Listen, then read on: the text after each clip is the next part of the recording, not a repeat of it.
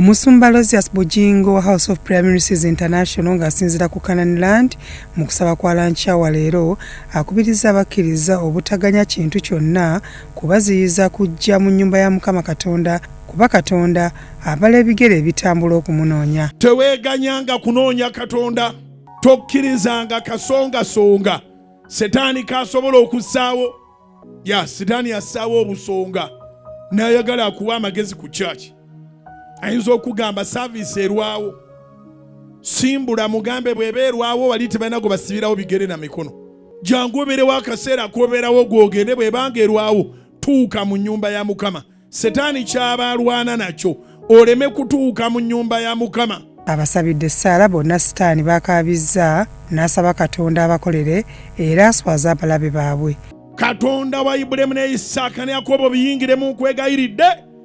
Omuntu ono gwe bakaabizza, omuwala gwe bakaabizza, omulenzi gwe bakaabizza, omukyala gwe bakaabizza, omusajja gwe bakaabizza ng'akunoonya ne bajerega ne baseka ne bagaatambule bw'aliko walituula.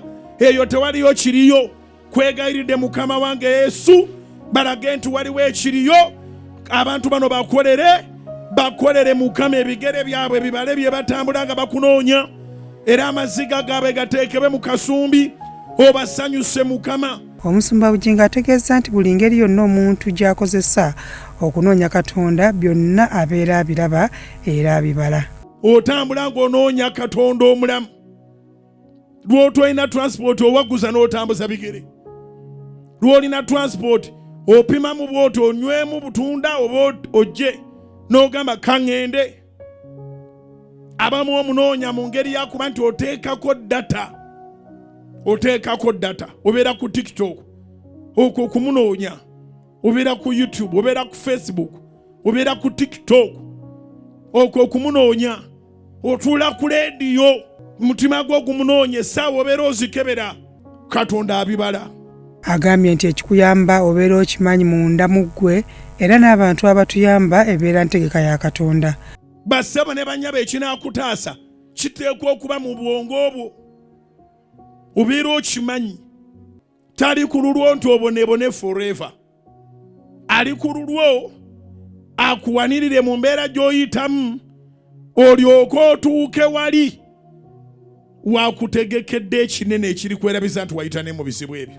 Abantu batubeereddewo kuba Katonda yabalagira. Kiwandiike. Singa Mukama tali ku lulwo, singa tokyafuna wadde akuwayo ekinusu. Abantu batubeereddewo kubanga Katonda yabalagira. Abantu bonna abatuyambako bali wansi wa kiragiro kya Katonda. Omusumba Rosias Bujingo abadde akyabuulira ekigambo Amosi Bampisaki Omukkiriza ku Canaan n'ayingizaawo eky'amagero eky'emmotoka. Agambye nti olw'okukkiriza yatandika ne miliyoni emu okukakkana ng'amazeeyo emmotoka ne bagimukwasa. Amanya Amosi Bampisaki ndi serebu wa wano. Nnyo. Ndi wa wano. Nyebaza Mukama kyantuusizaako emmotoka eno natandika kugisabira 2016. Ninsalamu ningenda mu bondi nga sirina sente nindamuza emmotoka eno nintuuka ninyeko meetinga ne miliyoni emu yeyali ku account. Awo omwezi gw'okumi na gumu last year. Awo Mukama yagabirira kutuusa wunjumaliddemu ningireeta. Omusumba amusabidde n'emmotoka n'agiwaayo Katonda ayongere okumusitula. Aba bayambi bagiggule. Kinyuma n'obeera mu kyamagero nga tomanyi bw'obikola. Amiina.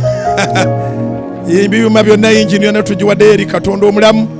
Omulala takirabamu magezi kino naye obusirusiru ge magezi eri Katonda. Ate amagezi ate obusirusiru eri Katonda. Kama tugikukwasizza kubanga no ge magezi tugidedicatinze tujawudde mu linnya lya Mukama Yesu. Byatumubaze Godfrey, Salt TV Omunnyo. Download the Salt Media app from the Google Play Store and the Apple App Store.